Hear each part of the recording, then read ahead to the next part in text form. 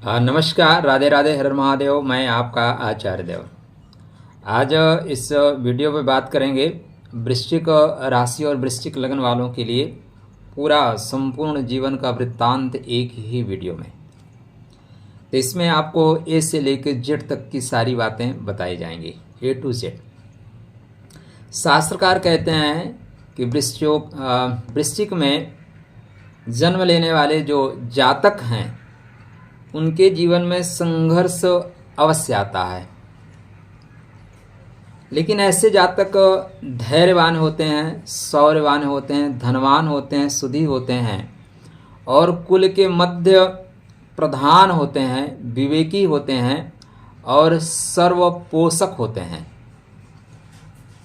थोड़ा असंतुष्ट रहते हैं, कार्यों में विघ्न आता है, लेकिन शुभ लक्षणों से युक्त होते हैं।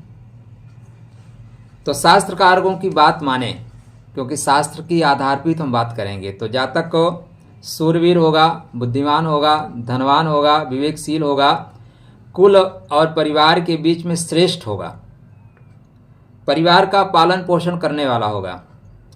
ऐसा जातक प्रतिष्ठित होगा और प्रतिष्ठा के साथ साथ गुप्त शत्रु, गुप्त संघर्ष उसके जीवन का अपरिहार्य अंग है। शुभ लक्षणों से युक्त होने के साथ गुप्त रूप से आचरण करने वाला होगा। या जो राशि चलता है या लगन चलता है या आकाश मंडल पे 210 डिग्री से 240 डिग्री तक भचक्र में इसका विस्तार है। यहाँ पे 3 नक्षत्र चलते हैं। 3 नक्षत्रों की जो स्थिति बनती है, विशाखा, अनुराधा और ज्येष्ठा, वो बिच्छू जैसे आकार में बनती है। अतः इसका जो प्रतीक चिन्ह है वो बिच्छू को माना गया है। बिच्छू जो है संघर्ष का प्रतीक है। बिच्छू अपने आप को डंक मार लेने का प्रतीक है। तो ये लोग अपने आप को डंक भी मार लेते हैं। इस राशि का जो स्वामी है वो मंगल ग्रह है, इसलिए मंगल का प्रभाव आपके ऊपर पड़ेगा। वैसे आपके ऊपर 4 ग्रहों का प्रभाव पड़ेगा। एक तो चूंकि मंगल है, दूसरे गुरु के जो नक्षत्र है विशाखा, उसका प्रभाव पड़ेगा। तीसरा प्रभाव शनि का अनुराधा नक्षत्र का प्रभाव पड़ेगा और चौथा बुध के ज्येष्ठा नक्षत्र का प्रभाव पड़ेगा। तो राशि 4 ग्रहों के प्रभाव को लेकर चलने वाली है। अतः 4 चीजें आपके साथ कनेक्ट होंगी। अकाल पुरुष के कुंडली में अष्टम भाव गुप्त अंगों का, गुप्त पीड़ाओं का होता है। अतः यह जनेंद्रिय और पेट के नीचे के चीज़ों का प्रतिनिधित्व करेगा। ठीक है ना, 2 चीज़ों का प्रतिनिधित्व करेगा, एक तो आपका उदर के नीचे। इस राशि के अंतर्गत जो है, क्योंकि 3 नक्षत्र चलेंगे, तो विशाखा नक्षत्र प्रथम चरण तो अक्षर आएगा, अनुराधा चरण चलेगा तो ना, नी, नू, ने अक्षर आएगा और ज्येष्ठा के 4 चरण में नो, या, ई, यू, इन अक्षरों से यदि आपका नाम है तो आपकी राशि वृश्चिक है। आपका हो सकता है कि जन्म राशि के साथ साथ एक और आपका नाम हो, उसको आप देख लीजिए किन अक्षरों से पड़ता है। आने वाले समय में उस पर स्वतंत्र वीडियो बना रहे हैं कि कौन से अक्षर से आपका नाम पड़ता है तो क्या प्रभाव आपके ऊपर पड़ेगा। तो अब यहाँ पे आपको 3 नक्षत्रों का प्रभाव मिलेगा, विशाखा नक्षत्र, अनुराधा नक्षत्र और ज्येष्ठा नक्षत्र। अब जिस नक्षत्र में आप जन्म लेंगे उसके अनुसार आपको फल मिलना शुरू होगा। यहाँ पे चंद्रमा जब जाते हैं तो वृश्चिक राशि में चंद्रमा नीचस्थ कहे जाते हैं, नीच के कहे जाते हैं। तो नीचस्थ चंद्रमा यहाँ पे देखिए 3 डिग्री तक होता है। 3 डिग्री के बाद वो नीचता छोड़ना शुरू कर देता है। अतः आपका चंद्रमा 3 डिग्री का है तो नीचता छोड़ना शुरू करेगा, धीरे धीरे नीचता का परित्याग कर देगा। आप दुखी हैं, लेकिन परिस्थितियां ऐसी बन रही हैं कि धीरे धीरे दुख आप छोड़ना शुरू करेंगे। तो 3 अंश पे परम नीच का माना जाता है, उसके बाद नीचता धीरे धीरे छोड़ देता है। वृश्चिक राशि को द्विरेफ, मधुकर, अस्त्र, सरीसृप, कीट, अली, सविस आदि नामों से जाना जाता है। अंग्रेजी में इसको स्कॉर्पियो भी कहते हैं। यह राशि जल तत्वीय राशि है और ब्राह्मण राशि है, इसका जो गुण धर्म है वो ब्राह्मण गुण धर्म है। अतः आप किसी भी कास्ट में पैदा हुए हों, लेकिन आप ब्राह्मण वर्ण के वर्ण में आते हैं, आप ब्राह्मण हैं। यह जल तत्व प्रधान राशि है, दीर्घ है, शीर्षोदय राशि है, स्थिर स्वभाव है, दिवावली है, स्त्री राशि कही जाती है, मूल संज्ञक है, ब्राह्मण जाति है किंतु तमोगुण प्रधान राशि है। इसके वश्य जो है वो कीट है, कीट संज्ञक है, बिच्छू के समान आकृति वाली है, कफ प्रधान है। इस राशि का वृष, कर्क, कन्या, मकर, मीन राशि वालों के साथ मित्रता अच्छी होती है और लोगों के साथ मित्रता में कमी आती है। स्वाभाविक जो गुण है आपके अंदर, आप निर्भीक हैं, आप पराक्रमी हैं, परिश्रमी हैं, साहसी हैं, मितव्ययी हैं, दृढ़ निश्चयी हैं, स्वेच्छाचारी भी हैं। स्वेच्छाचारी ये जाके आपको ज्येष्ठा में मिलेगा, अनुराधा में ऐसा नहीं मिलता। स्वाभिमानी हैं, व्यवहार कुशल हैं, दृढ़ संकल्प शक्ति के साथ आगे बढ़ने वाले हैं, पुरुषार्थी हैं, जीवन में जो कुछ करेंगे अपने बल पर करेंगे। अब आपकी कुंडली में यह आपका मूलभूत स्वभाव है। कैसे कठिन परिस्थितियां हो, परिस्थितियों से संघर्ष करना आपका नेचर है। आप उदार हैं, दूसरों के आंख में बहते हुए आंसू आपसे देखे नहीं जाते, इसलिए कभी कभी आप जो बुद्धि से काम करते हैं वो आपको ठग लेंगे, क्योंकि आप हृदय लेके सबके आगे बढ़ते हैं, हृदय पक्ष आपका कमजोर है। यद्यपि ऐसा नहीं है, आप पर्याप्त मात्रा में बुद्धिमान हैं और आपको पता चलता है कौन व्यक्ति हमें छलने आ रहा है, लेकिन तब भी छले जाते हैं। क्यों? मन उदार होता है, अंदर से मन करुणा से भरा होता है। चंद्रमा पीड़ित है तो लगता है कि मैं दुखी हूं तो दूसरों को दुख ना दिया जाए, तो अक्सर जो दिमाग वाले लोग हैं वो आपको छल लेंगे। दूसरा, आपके राशि में ये निश्चित आप मान के चलिए कि आपने जिसको पैसा दिया वो आपका पैसा लेकर डूब जाएगा, वो पैसा वापस नहीं करेगा। तो धन, क्योंकि चंद्रमा धन का कारक है और धन का स्वामी चला गया है, वृश्चिक में फंस गया है, तो धन तो आपका फंसेगा। अब आप वृश्चिक राशि में उत्पन्न हो गए हैं तो जो आरंभिक सुख होता है उस सुखों में कमी आएगी। तो माता के स्वास्थ्य में कमी, माता के सुख में कमी, घर में भूमि भवन वाहन संबंधित सुखों में आपको कमी मिलती हुई दिखाई दे रही, मतलब कमी मिलेगी। ये चीज़ें आपके साथ माइनस पॉइंट होगा। आप कितना भी कोशिश कर लें, लोग आपको प्यार देंगे, लेकिन आपके अपने लोग आपको प्यार नहीं देंगे। अब आगे चर्चा में महत्वपूर्ण पॉइंट। तो अभी तक आपने चैनल को सब्सक्राइब नहीं किया है तो कृपया चैनल को सब्सक्राइब करें। वीडियो थोड़ा लंबा जरूर होगा, लेकिन एक ही वीडियो में आपके जीवन के सर्वाधिक महत्वपूर्ण चीज़ें संकलित की जा रही हैं, इसलिए वीडियो धैर्य के साथ देखिएगा। बीच में मन उबे तो जाके चाय बनाइए, चाय पीजिए, फिर आके देखिए, यहीं पे रोक लीजिएगा। एक दिन में नहीं देख सकते, 2 दिन में देखिए, 3 दिन में देखिए, लेकिन पूरा देखिए, क्योंकि समझ में तभी आएगा। अब आपके लगन में जो योग कारक ग्रह हैं उनकी मैं चर्चा करूंगा, फिर आपके व्यक्तित्व में नहीं, पहले आपकी चर्चा कर लेता हूं आपका गठन कैसा है। तो देखिए, स्वामी मंगल हैं। मंगल अगर शुभ अवस्था में हुए तो आपका कलर गेहुआ होगा, शास्त्रकार कहते हैं। अब ऐसा नहीं है, आप तमिलनाडु में पैदा हुए हैं, केरला में पैदा हुए हैं तो कलर आपका सांवला भी हो सकता है। आप पहाड़ियों में पैदा हुए हैं, कश्मीर में हैं आप, और उधर सिक्किम वगैरह में हैं, हिमाचल में हैं, तो आपका कलर गोरा ही होगा, ठीक है ना। तो इसको आप क्षेत्र के परिवेश में रख के देखिएगा। अब चूंकि मंगल है तो सुगठित शरीर होगा, मतलब शरीर से मजबूत होंगे, व्यक्तित्व आपका आकर्षक होगा, आंखें कुछ चमकीली होंगी, बड़ी होंगी और थोड़े से लालिमा युक्त होंगी, ऐसा शास्त्रकार कहते हैं। कद सामान्य होगा, थोड़ा सामान्य से लंबे आप हो सकते हैं, जंघें और पिंडलियां मजबूत होती हैं, चेहरा कुछ बड़ा होता है, तेजस्वी हाथ होते हैं, मतलब हाथ थोड़ा सा दीर्घ होगा, चलने में तेज गतियों में सतर्क रहते हैं। आपके चरित्र की विशेषताएं ये हैं कि आप कुशाग्र बुद्धि के स्वामी हैं, आप साहसी हैं, अस्पष्ट वक्ता हैं, खासकर ज्येष्ठा नक्षत्र में जाने से अस्पष्ट वक्तव्य ज्यादा प्रकट होते हैं। अनुराधा विशाखा में ये चीजें दब जाती हैं। उदार हृदय हैं, उद्यमी एवं पुरुषार्थी हैं, कोई डाउट नहीं है। आप सत्य के पक्षधर हैं और सत्य के बोलने के चक्कर में अक्सर संबंधों को खराब कर लेते हैं। ईमानदार हैं और अपने उद्देश्य के प्रति सतर्क रहते हैं, संवेदनशील रहते हैं। आपकी प्रवृत्ति आक्रामक हो सकती है, क्योंकि बिच्छू का स्वभाव है कि वो डंक मारेगा, लेकिन कब मारेगा, कैसे मारेगा, अपने हिसाब से मारेगा।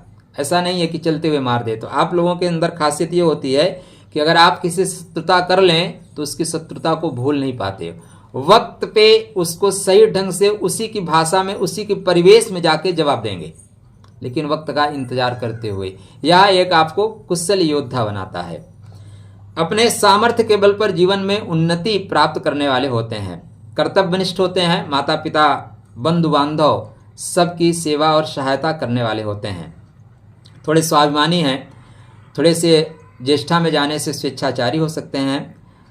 प्रकृति आपकी निश्चित है, जो आपने ठान लिया उसको करने के लिए आप दृढ़ संकल्प रहते हैं।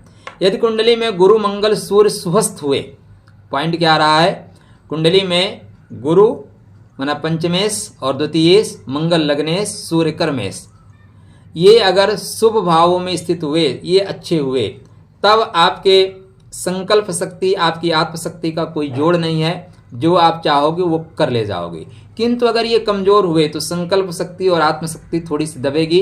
आपकी इच्छा शक्ति तो प्रबल होगी, लेकिन परिस्थितियां आपके उतने अनुकूल नहीं जाएंगी। आप गुरु अच्छे हैं तो धर्मपरायण हैं, चिंतन करने वाले हैं। मंगल का प्रभाव ज़्यादा आएगा तो थोड़ा सा क्रोधी हो जाएंगे, सूर्य का प्रभाव आने से हठी हो जाएंगे। सूर्य आपके लगन में है, कर्मा में है, तो दृढ़ इच्छा शक्ति है, विलक्षण बुद्धि आपकी होगी।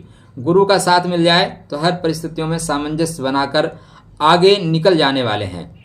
शीघ्र समझौता नहीं कर पाते।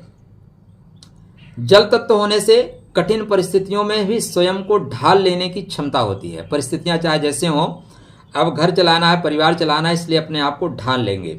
सोच बुद्धि होने से रहस्यात्मक जो चीजें हैं, जो गूढ़ विद्या हैं, तंत्र है, मंत्र है, शास्त्र है, ज्योतिष है, पामिस्ट्री है, इन सारी चीज़ों में आपकी रुचि होती है। ज़्यादातर जो वैज्ञानिक होते हैं वो वृश्चिक राशि या वृश्चिक लग्न से रिलेट करते हैं। अष्टम भाव खोज का है और वृश्चिक राशि खोज की राशि है। अतः जितने भी साइंटिस्ट होते हैं, आप उनकी कुंडली में जाके देखें तो यह योग बहुतायत मात्रा में मिलेगा। ऐसा नहीं है कि सर यही लोग होते हैं, लेकिन उसमें मात्रा वृश्चिक वालों की ज़्यादा है। तो आपके अंदर एक अच्छा वैज्ञानिक बनने की संभावनाएं जन्म ले चुकी हैं। आप आध्यात्म में, ज्योतिष में, साहित्य में, पौराणिक में विशेष रुचि रखेंगे। थोड़ा सा ज्येष्ठा का प्रभाव होने से विपरीत लिंग के प्रति आकर्षण होना सहज आपका स्वभाव है। प्राय आप विश्वासी होते हैं, आत्मविश्वासी होते हैं, साहस और संकल्प की कमी नहीं होती। स्वच्छंद प्रकृति जैसे गुण भी आपके अंदर मिल जाते हैं। डंक मारने की प्रवृत्ति होती है। ब्राह्मण राशि होने के कारण अनावश्यक किसी को तंग नहीं करते, क्योंकि ब्राह्मण वर्ण है आपका, ब्राह्मण जाति है, जाति नहीं वर्ण है। इसलिए सर्वे भवन्तु सुखिनः, सर्वे सन्तु निरामया, सर्वे भद्राणि पश्यन्तु मा कश्चित् दुःख भाग् भवेत्। इस भावना के साथ आप चलते हैं। कोई चोट चपेट आघात अगर आपको पहुंचाए, विश्वासघात पहुंचाए, तो उसके विश्वासघात को भूलना आपके लिए सहज नहीं होता, सरल नहीं होता, नहीं भुला पाते। तो ये चीज़ें मैंने आपको पहले ही बताया कि प्रतिशोध लेने की संभावनाएं प्रबल रहती हैं। शत्रु द्वारा खेद प्रकट कर देने पे क्षमा कर देने की भी स्थितियां आपकी कुंडली में बनती है।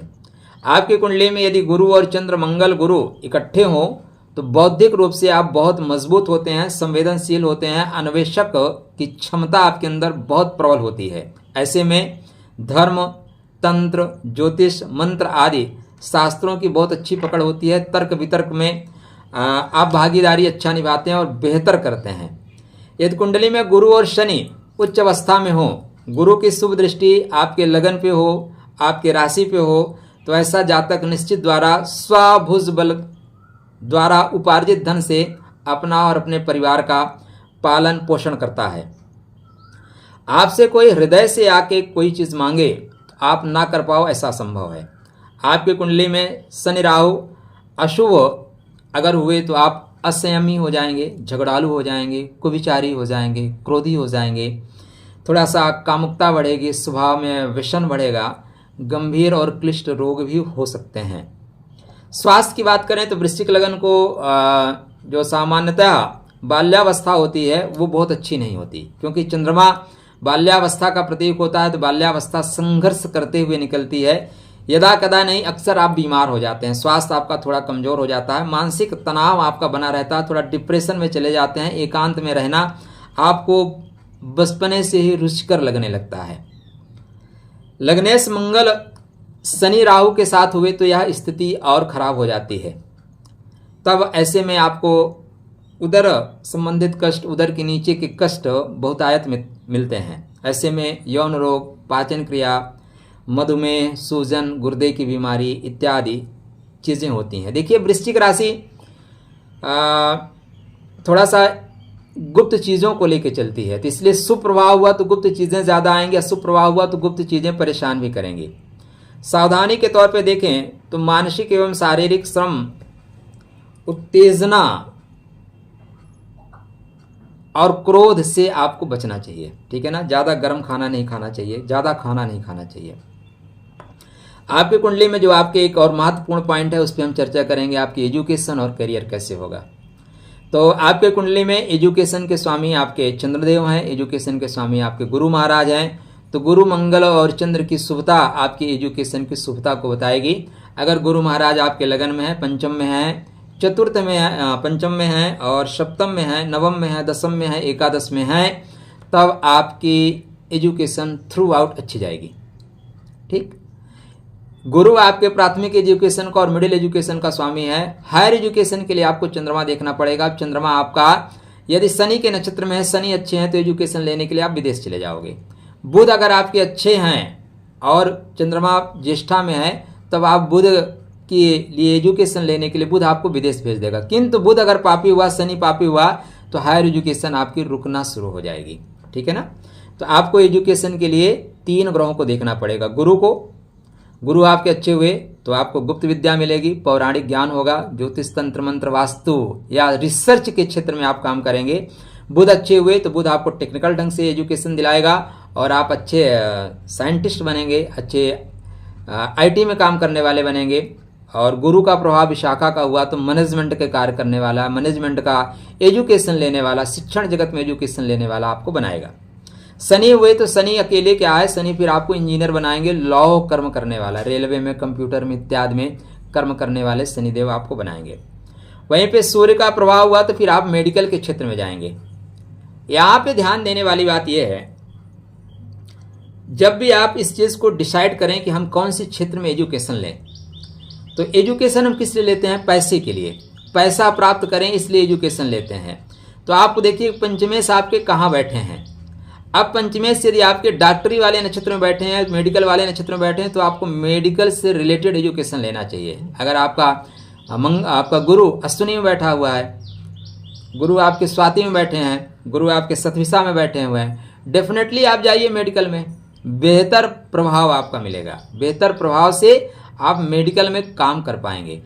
आपको नक्षत्रों को देखना पड़ेगा। गुरु स्वतः के नक्षत्र में है तब आपको पौराणिक धार्मिक कार्यों में सफलता मिलेगी। गुरु बुध के नक्षत्र में है तो टीचिंग लाइन से आपको फायदा मिलेगा। गुरु शनि के नक्षत्र में है तो आपको टेक्निकल एजुकेशन लेके फिर आपको इंजीनियरिंग के क्षेत्र में जाना चाहिए। शुक्र के नक्षत्र में है तो कलात्मक जगत में आपको एजुकेशन लेके विकास करना चाहिए। तो यह सिर्फ ग्रह से नहीं होगा, अपितु नक्षत्र से होगा। नक्षत्रों पे चर्चा हमारी आगे चलेगी बृहद रूप से, विशद रूप से। अब देवोला जी पे जो चर्चा है ना, वो इतनी विस्तृत होगी कि आपको अन्यत्र जाने की ज़रूरत नहीं पड़ेगी। यहाँ पे ज्योतिष को बहुत सरलतम तरीके से आप सीख लेंगे। इसलिए अभी भी आप चैनल को सब्सक्राइब नहीं किया तो कृपया चैनल को सब्सक्राइब करें। आप मित्रों को भी यहाँ पे आके जोड़िए। मैं चाहता हूँ कि भारतवर्ष में जो ज्योतिषी हैं वो नक्षत्रों के आधार पर काम करें। नक्षत्र ज्योतिष का आधार स्तंभ है। राशि पे आप काम करेंगे 50% 40% चीज़ें मैच होंगी, लेकिन नक्षत्र पे करेंगे तो 70-80 100% तो परमात्मा के अलावा ज्योतिषी बता ही नहीं सकता। 100% सिर्फ परमात्मा बताएगा। हाँ, ईश्वरीय कृपा हो आपके ऊपर, इष्ट आपके कृपालु हों तो आपकी चीज़ें हो सकता है मिल जाएं। तो ये आपके एजुकेशन का है। व्यवसाय क्या करना चाहिए, आर्थिक स्थिति कैसे रहेगी। तो देखिए आपका जो कर्मा का स्वामी है वो सूर्य नारायण है। व्यवसाय के स्वामी शुक्र महाराज हैं। अब शुक्र और सूर्य नारायण की कुंडली में उपस्थिति ही इस चीज़ को दर्शाएगी कि आपको कौन सा व्यापार, कौन सा बिजनेस करना आपके जीवन के लिए लाभदायक होगा। तो सूर्य नारायण सरकार से जोड़ के काम कराते हैं। सूर्य नारायण सरकारी नौकरी के कारकत्व को लेकर चलते हैं। अतः मंगल और सूर्य की आपस में युति हो गई तो सरकारी नौकरी आपकी डेफिनेटली ठीक। सूर्य उच्च के होकर छठवें घर में बैठ गए, छठवें का मंगल जो है कर्मा भाव में बैठ गया, या दोनों लगन में बैठ गए तो आप बहुत अच्छे पद पे प्रशासन की नौकरी करेंगे। दरअसल बने किसके लिए हैं? आपका कर्म भाव का स्वामी सूर्य बताता है बने तो शासन और सत्ता के लिए हैं, किंतु चंद्रमा के वीक होने की वजह से ढेर सारे योग बनते बनते रह जाते हैं, बनते बनते रह जाते हैं। इसलिए अब आपको यहाँ देखना होगा आपका काम कैसा होगा। तो कर्मा के लिए आप सूर्य नारायण को देखेंगे, क्योंकि सूर्य नारायण ही कर्म कराएंगे। दूसरा, सदैव याद रखिएगा हम काम किस लिए करते हैं? काम हम पैसा प्राप्ति के लिए करते हैं। अतः आपके लाभेश बुध और धनेश गुरु, व्यापारेश शुक्र, तीनों ग्रहों को देखना पड़ेगा। ज्योतिष थोड़ा सा टेक्निकल तो है, लेकिन आप टू द पॉइंट चीज़ों को जब निकालना शुरू करेंगे तो ज्योतिष बहुत सरल भी है। तो पहले देखेंगे आपका कर्म क्या है। तो सूर्य नारायण ये बताएंगे आपको कौन सा कर्मा करना है। सूर्य नारायण 10वें भाव में बैठे हैं, सरकार से टच होके काम करिए। सूर्य नारायण 10वें भाव में बैठे हैं, सरकार से टच होके काम करिए। मघा में बैठे हैं, पितरों का काम संभालिए। पूर्व फाल्गुनी में बैठे हैं, सरकार के अंतर्गत जो सौंदर्य प्रसाधन या मनोरंजन के कार्य होते हैं उसमें काम करिए आप। सूर्य नारायण अपने ही नक्षत्र में जाके बैठे हैं, उत्तर फाल्गुनी में, डेफिनेटली आप सरकारी पद पाओगे और जहां डंडा मार के काम करा ले जाओगे। ये चीजें डिटेल में निकालने के लिए आपको नक्षत्रों तक जाना ही होगा। एकादश भाव में बैठे हैं उत्तर फाल्गुनी में, तब भी आपको सरकारी नौकरी मिल रही है। हस्त नक्षत्र में चले जाएंगे तो सरकारी नौकरी में जाएंगे आप, लेकिन जल विभाग में चले जाएंगे, फूड विभाग में चले जाएंगे आप। एकादश में मंगल के नक्षत्र में चित्रा, जहां पे जाके सामंजस्य, तो सरकार के ऐसे विभाग में हो जाएंगे जहां मीडिएटर का काम करेंगे। तो ये चीजें आपको जानने के लिए नक्षत्रों तक जाना होगा। अब यहाँ पे अगर हम ये चर्चा करेंगे ना तो फिर वीडियो हो जाएगा 2, 3, 4 घंटे का। यूट्यूब पे वीडियो कोई इतना लंबा बनाता ही नहीं। तो इसके लिए एक अलग सा वीडियो बनाएंगे कि वृश्चिक राशि वालों का कर्म व्यवसाय कैसा होना चाहिए। वहां पे ये सारी चीजें आपको 27 नक्षत्र के आधार पे डिटेल में प्रदान की जाएंगी। आज यहाँ पे इसको हम आगे करके बढ़ते हैं। लाभ का स्वामी, धन का स्वामी, व्यापार का स्वामी, तीनों ये बताएंगे कि कहाँ से सहज रूप से, सरल रूप से आप पैसे कमा सकते हो। कुछ लोगों को देखिए पैसे, देखिए पहली चीज तो कोई पैसा छोटा नहीं होता। जूते का काम करके बाटा बना जा सकता है, लोहे का काम करके टाटा बना जा सकता है, ठीक है ना। चाय बेच के प्राइम मिनिस्टर बना जा सकता है। काम छोटा बड़ा नहीं होता, आपके काम करने के तरीके के अंतर पे आता है, कौन से तरीके को आप अपनाते हो। तो यहाँ पे अगर आपके सूर्य और मंगल की युति हुई या सूर्य नारायण आपके अश्विनी में हुए, सूर्य नारायण आपके सतविसा नक्षत्र में हुए, डॉक्टरी वाले नक्षत्र में हुए, तो फिर आप चिकित्सक के क्षेत्र में, मेडिकल के क्षेत्र में डॉक्टर बनेंगे, सर्जन बनेंगे, या स्टोर आप चलाएंगे, मेडिकल स्टोर चलाएंगे, अनुसंधान करेंगे। शनि और बुध का प्रभाव हुआ, शनि और बुध के नक्षत्रों में चले गए तो आप इंजीनियर बनेंगे। मंगल या सूर्य का प्रभाव हुआ, राहु का सुप्रभाव हुआ तो राजनीति के क्षेत्र में जाएंगे, ठीक है ना। बुध का गुरु के नक्षत्र का प्रभाव हुआ तो आप टीचिंग के लाइन में जाएंगे। शनि का प्रभाव आया तो वकालत, बुध का प्रभाव आया तो वकालत आप करेंगे, ठीक है। मंगल के प्रभाव से जहां सेना में जाएंगे वहीं पे शारीरिक श्रम करने वाले बॉक्सर भी बन सकते हैं आप, फाइटर करने वाले, फाइट करने वाले सेना नायक बन सकते हैं। उच्च प्रतिष्ठित संस्थानों में आप काम कर सकते हैं, ठीक है ना। तो ये आपके लिए जो काम है मैं मोटा मोटा बता दूं क्या क्या काम आते हैं। तो आप चिकित्सा के क्षेत्र में मेडिकल स्टोर, पुलिस अधिकारी, स्पोर्ट का काम आप करेंगे, ज्योतिष अनुसंधानकर्ता, राजनेता, कूटनीतिक, बॉक्सिंग, नेवी में भी आप जा सकते हैं, स्कूल के काम कर सकते हैं, उच्च ठेकेदार हो सकते हैं, सरकारी अफसर हो सकते हैं, सरकारी आप जो है मीडिएटर हो सकते हैं, आप पत्थर का, रबड़ का, सुरक्षा प्रबंधन व्यवसाय, कंप्यूटर, वाणिज्य इत्यादि में काम कर सकते हैं। तो अब इतनी चीज़ें हो गई कि आप कंफ्यूज हो जाओगे। तो कंफ्यूज ना हो इसके लिए मैंने ये पॉइंट बताया कि इनको आप देखिए कहाँ पे जाके आपको ये ग्रह कनेक्ट कर रहे हैं नक्षत्र के अनुसार, वहाँ से आप पकड़ लीजिएगा। अब ये हो गया आपका व्यवहारिक पक्ष। आध्यात्मिक पक्ष, वृश्चिक राशि आध्यात्म के लिए बनी है और मेरा मानना है कि वृश्चिक राशि वैकुंठ के भटके हुए वासी हैं, ठीक। काल पुरुष के गुप्त अंगों की जब विवेचना की जाती है तो मूलाधार चक्र जो होता है ना, यहीं पे आता है। इस चक्र में आपकी कुंडलनी थर्ड चक्र पे फंसी हुई है, थर्ड चक्र तक आपकी एनर्जी उठ रही है और दरअसल थर्ड चक्र से ऊपर एनर्जी उठाने के लिए आपको वृश्चिक राशि मिली है। यह कुंडलनी जागरण की राशि है। मस्तिष्क आपकी ऐसी स्थिति में होता है कि ब्रह्म चक्र को संयोजन किया जा सकता है। मस्तिष्क की स्थिति ऐसी होती है कि ब्रह्म चक्र को जागृत किया जा सकता है। आध्यात्म की भाषा में अगर आप इसको सहने कहें तो आत्म साक्षात्कार की स्थिति आपके लिए क्रिएट होती है। मूलाधार चक्र में ही देखिए अमृत तत्व का निवास होता है, इसलिए आपके अंदर जिजीविषा शक्ति प्रबल है। इसी कारण वृश्चिक जो राशि होती है उसमें थोड़ी सी कामुकता ज़्यादा होती है, थोड़ी रचनात्मक प्रवृत्ति ज़्यादा होती है। आध्यात्मिक आपके जीवन का परिहार्य अंग है और आध्यात्म ही आपको सहारा देता है। तो वृश्चिक राशि 100% आध्यात्मिक है। समय पाके जैसे चंद्रमा का दशा है, चंद्रमा का प्रभाव शुरू होगा, आपके जीवन में आध्यात्म घटेगा और आध्यात्म की सहज लालसा भी आपको बहुत प्रबल रहती है। आर्थिक स्थिति की बात करें तो आर्थिक स्थिति आपकी कुंडली में आपके गुरु और आपके बुध शुक्र 3 ग्रहों पर डिपेंड करेगा आपकी आर्थिक स्थिति कैसी है। यदि आपके गुरु द्वितीय भाव में, पंचम भाव में, सप्तम भाव में, नवम भाव में, दसम में, एकादश में है तो आपकी आर्थिक स्थिति बहुत अच्छी रहेगी, आर्थिक स्थिति बैलेंस करेगी।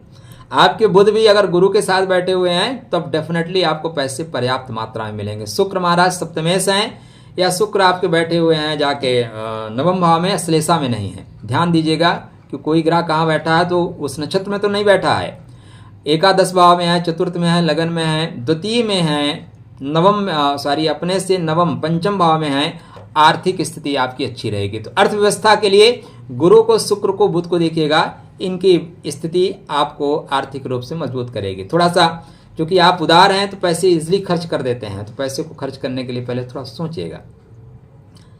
प्रेम और वैवाहिक स्थिति, हाँ, प्रेम में और रोमांस में थोड़ा बढ़ चढ़ के भाग लेने वाले हैं, कोई डाउट नहीं है। प्रेम और रोमांस आपका अच्छा चलता है, लेकिन किंतु गुरु की मीन राशि आपके प्रेम में आती है। पूर्व भाद्रपद, उत्तर भाद्रपद, रेवती नक्षत्र 3 नक्षत्रों को लेके आपका प्रेम चलता है। पूर्व मतलब पहले की श्रेष्ठता, उत्तर मतलब शनि, उत्तर भाद्रपद मतलब बाद में प्रेम मिलेगा और रेवती मतलब बच्चों जैसा प्रेम। तो प्रेम के मामले में स्पष्ट होते हैं, समझदार होते हैं, आकर्षण होते हैं, जल्दबाजी नहीं करते, अपितु भावनात्मक रूप से धीरे से आगे बढ़ते हैं। बौद्धिक साम्यता देख के ही प्रेम प्रकट करने की इच्छा होती है। ऐसा नहीं है कि कोई बेडौल मिल जाए उसे आप प्रेम प्रकट कर दें, पहले जांचेंगे, परखेंगे, फिर धीरे से आगे बढ़ेंगे। उत्कट प्रेमी होते हैं। कौन से? उत्कट प्रेमी होते हैं।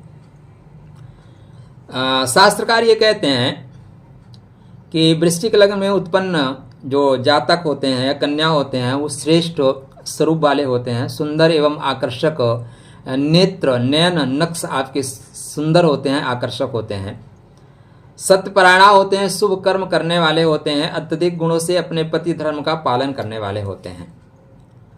स्वामी मंगल होने से परिश्रमी होंगे, साहसी होंगे, कुशाग्र बुद्धि होंगे, उद्यमी होंगे, स्पष्ट वक्ता होंगे, इसलिए प्रेम में कभी कभी असहजता उत्पन्न हो जाती है। यदि परिस्थितियों के अनुसार अपने आप को ढालने की क्षमता आ जाए, ठीक है ना, तो ऐसे लोगों का प्रेम बहुत सरल होता है, बहुत सहज होता है। अनुकूल जो जीवन साथी होता है, देखिए वृश्चिक राशि में अनुकूल जीवन साथी अक्सर नहीं मिल पाता। 90% कुंडली आप देखेंगे ना तो वहां अनुकूल जीवन साथी नहीं मिल पाता। कारण आपके लगन का स्वामी मंगल और सप्तम का स्वामी शुक्र। शुक्र मंगल में अनुकूलता कैसी? एक आग का धधकता हुआ गोला है, दूसरा सुंदरता को समेटे हुए सुंदर सा गुलाब है। गुलाब कितना भी सुंदर है, आग के पास ले जाके रख दो महाराज, जो झुलसा जाएगा। तो इसलिए जो दाम्पत्य जीवन होता है अंततः असंतुष्टि उत्पन्न करता है।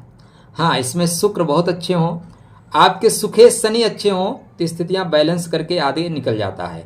ऐसे में जातक को ज़्यादातर तेज तर्राक जीवन साथी मिलता है और अपनी बातों को मनवाने वाला जीवन साथी मिलता है। आप ज्येष्ठा में हैं तो अपनी बातों को मनवा ले जाएंगे, अनुराधा में है तो दुखी होकर जीवन साथी के आचरण को आपको सहना पड़ेगा। अगर जीवन साथी की बातों को मानते हुए आगे चलेंगे तो दाम्पत्य जीवन अच्छा जाएगा। जीवन साथी से तकरार कर लेंगे तो वहीं पे दाम्पत्य जीवन खराब हो जाएगा। अक्सर जब चंद्रमा खराब होता है तो जो चीज़ें जहाँ की होनी चाहिए वहाँ चीज़ें ना मिलके कहीं अन्यत्र से मिलती है, अतः दाम्पत्य जीवन क्लेश युक्त रहता है। 90% में 10% जिनका अच्छा है उनके लिए शुभकामना। तो यहाँ पे दाम्पत्य जीवन आपका बहुत अच्छा नहीं जाता, क्योंकि दाम्पत्य जीवन ना अच्छा जाने के पीछे कारण है कि ग्रह चाहते हैं कि आपका अध्यात्म पक्ष प्रबल हो, और जिनका अध्यात्म पक्ष प्रबल होता है उनका संसार पक्ष कमजोर होना स्वाभाविक है। आप लोगों को अनुकूल जीवन साथी चुनाव के लिए मेष, वृष, सिंह, कन्या, वृश्चिक, मकर, मीन वालों के साथ जो है आपकी मित्रता बहुत अच्छी रहेगी। दाम्पत्य जीवन इनके साथ सहज और सरल होगा। शेष के साथ दाम्पत्य जीवन कठिन दिखाई देता है।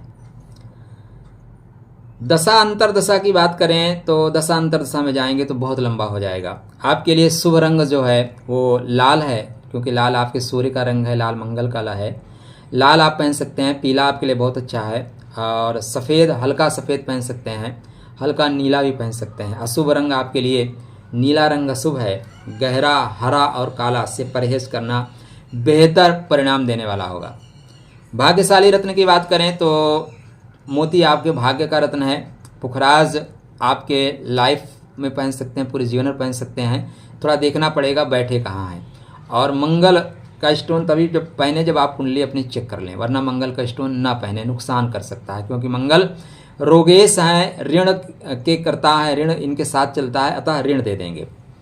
ओम क्राम क्रीम क्रोम सा भौमाय नमः का जाप करते रहना आपके लिए श्रेष्ठ परिणाम देगा स्वास्थ्य के लिए। त्र्यंबकम यजामहे सुगंधिम पुष्टिवर्धनम उर्वाह रुक्मि वंदनात् मृत्योर मुच्छ्यमामृतात्, इसका जाप करना आपके लिए श्रेष्ठ लाभ देने वाला होगा।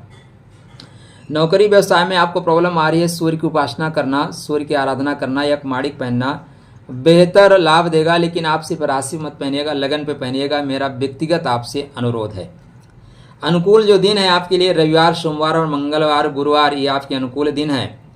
शुक्रवार भी लाभप्रद होता है, जबकि बुधवार और शनिवार को थोड़ा सा इग्नोराय नमः करके चलें तो बेहतर होगा। शुभ अंकों में आप देखें तो 1, 2, 3, 4, 7 और 9 क्रमानुसार भाग्यशाली अंक हैं, जबकि 5 और 6, 8 क्रमशः थोड़े से कष्टकारी हैं। भाग्योदय आपका कब होगा तो भाग्योदय के लिए 25, 33, 35, 37, 42 और 52, 56 ईयर जो होगा वो आपके भाग्य में उन्नति प्रदान करने वाला होगा। डेफिनेटली यहाँ आपका भाग्योदय होगा।